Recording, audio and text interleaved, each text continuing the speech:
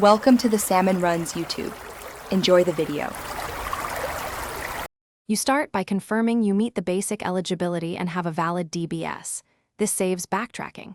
Once confirmed, pick the fastest route for you, assessment only if experienced, salaried if you need a paid placement, or provider-led online PGCE with QTS.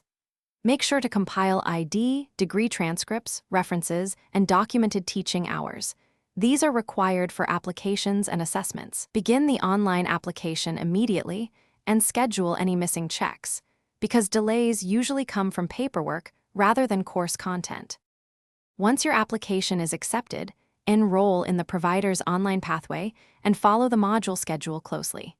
You'll attend live webinars, complete formative tasks, and submit recorded lesson observations for feedback. Make sure to secure a school-based placement or named mentor early. Their assessments feed directly into your evidence. Use the ePortfolio to tag each piece of evidence to the QTS standards as you go, because saving this mapping until the end creates unnecessary rework and risks missing standards.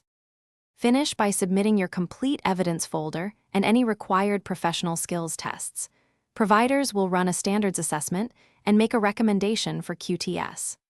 Once recommended, the provider applies to the appropriate awarding body on your behalf, and you receive the certificate. If you don't meet a standard, request clear feedback immediately, target the specific gaps with focused evidence or supervised teaching, and resubmit rather than repeating unrelated modules. This saves time and keeps you on track toward certification. Thanks for watching. Consider subscribing if we helped you.